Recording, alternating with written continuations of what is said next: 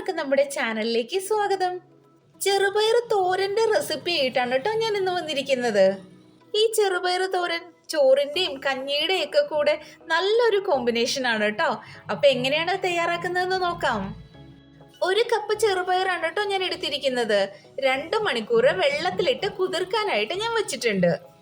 2 മണിക്കൂറിന് ശേഷം ചെറുപയറെല്ലാം നന്നായിട്ട് കുതിർന്ന് വന്നിട്ടുണ്ട്. ഈ വെള്ളത്തിൽ നിന്ന് മാറ്റി ഒന്നുകൂടെ കഴുകി വൃത്തിയാക്കിയതിന് ശേഷം കുക്കറിലേക്ക് ഇട്ട് കൊടുത്തിട്ടുണ്ട്. ആവശ്യത്തിന് ഉപ്പ് കൂടെ ഞാൻ ഇട്ട് കൊടുക്കുന്നുണ്ട്.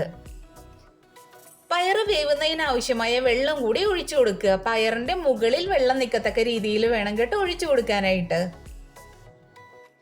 ഇനി നമുക്ക് ഈ പയറ് വേവിച്ചെടുക്കാം. ഇതപ്പോ പയറെല്ലാം നന്നായിട്ട് വെന്ത് കിട്ടിയിട്ടുണ്ട്.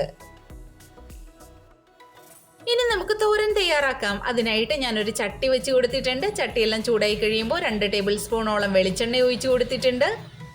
വെളിച്ചെണ്ണ ചൂടായി കഴിയുമ്പോൾ 1/2 ടീസ്പൂൺ കടുക് ഇട്ട് കൊടുക്കുക. കടുകെല്ലാം നന്നായിട്ട് പൊട്ടിക്കഴിയുമ്പോൾ അതിലേക്ക് ഒരു തണ്ട് കറിവേപ്പില കൂടെ ചേർത്ത് കൊടുക്കണം. കറിവേപ്പിലയൊക്കെ വെളിച്ചെണ്ണയിൽ കിടന്നൊന്ന് വാടി വരുമ്പോൾ അതിലേക്ക് ഒരു 10 ചെറിയുള്ളി ചതച്ചത് കൂടെ ഞാൻ ചേർത്ത് കൊടുക്കുന്നുണ്ട്. ഒരല്ലി വെളുത്തുള്ളി ചതച്ചത് കൂടെ ചേർത്ത് കൊടുക്കുക. അതിനുശേഷം നന്നായിട്ട് വഴറ്റിയെടുക്കണം.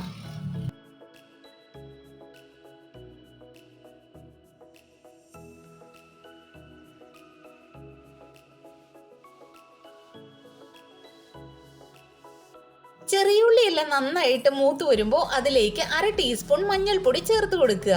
പൊടിയുടെ പച്ചമണം മാറുന്നത് വരെ ഒന്നുകൂടെ വഴറ്റണം.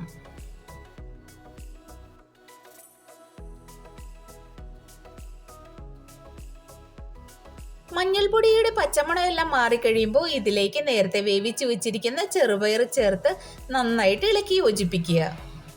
ചെറുതീയിലിട്ട് കുറച്ച് സമയവും കൂടെ ഒന്ന് വേവിച്ചെടുക്കണം.